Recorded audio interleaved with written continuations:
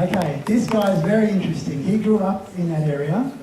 He grew up on the side of that mountain. He probably knows more about that mountain than anybody else in the room. Or maybe Manuel, somebody else knows a little bit as well, because they both grew up together there.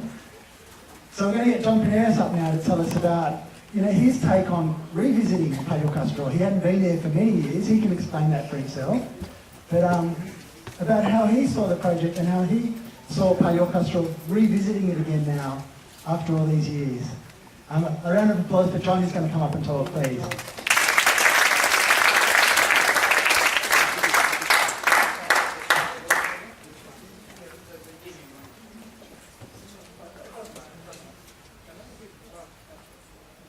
Okay. Can anybody hear me at the back? No. Okay. This is supposed to have a good sound system here, but anyway. Paleokastro, okay? Paleokastro is a word which means different things to different people. Yes, can I hear you? Literally means Paleokastro, old fortress. But to me, as a young man, when I had to travel from Mitata to Paleokastro with the donkey and maybe a couple of goats, and stay there for the day, and at the end of the day I had to get enough wood and put it on the donkey and go back home. And that was, of course, during the school holidays. But let's have a look at this situation. There is the church of Agios Kosmas. Now, my connection with Agios Kosmas is simple. It belongs to my family. Agios Kosmas is right on the ridge here, and if you could see, there is a slope going down here and a flat area across there. Now, all the land from this area here on the ridge, down and on the flat, belong to the Prineas clan, and it's shared between 4 or 5 families. Originally a very large plot, but now it's been cut into strips. Therefore, I grew up with this place. This church, when I knew it, 60 years ago, it had icons in it. There's none in it there. The doors were open, but no one would go there and steal the icons.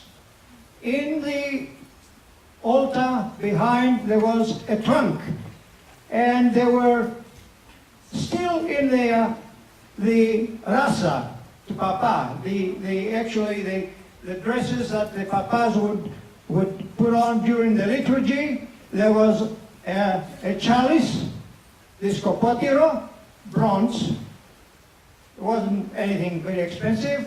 A cross and some other little things. And we used to play with them. And then we would replace them back into the trunk and go. The door sometimes was open, sometimes was closed. You were likely to find a goat or a sheep in there taking refuge from rain or maybe the hot sun. But let's have a look at this place and look back in the history a little bit. Scandia was in this area here, and right behind this, if you can understand this, this is a very high mountain, and this is far away, the valley about 4 or 5 kilometers away. So you cannot see exactly what a drop. Behind here, there is a wall, the wall of a fortress, which is about 4 meters wide. Is that right, John? You've seen it. And there is a sheer drop on the other side, sheer drop. In some areas further up, could be up to 20 meters drop. So the fortress on that side was fortified. It was good. There was no problem. And Why we call it Paleokastro? Because it was really a fortress. And it was a fortress where the Scandia people would take refuge if there was any problem. But the other thing they did, of course, we're talking about Scandia that was established not during the Hellenistic period, the one that John was involved in digging some relics there. It started 5 millenniums BC, 5,000 years BC.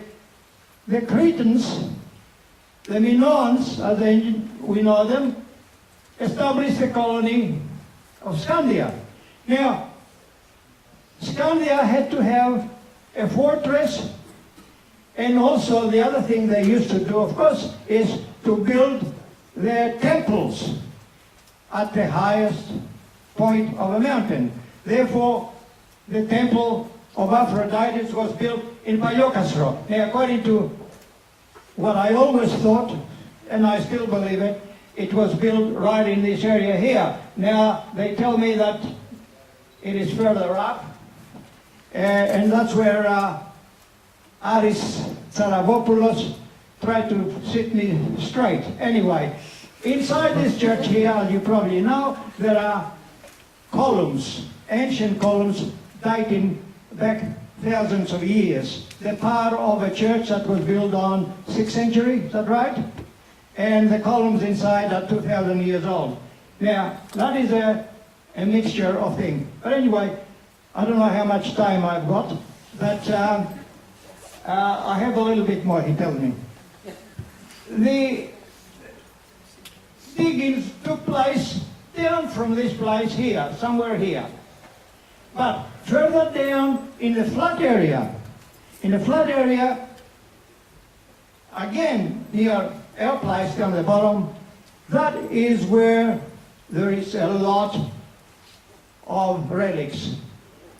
My mother, who is 102 now, was telling me that Papa Franciscus used to say, if you dig in that area, down on the flat side, there is a whole city underneath. And how do we know?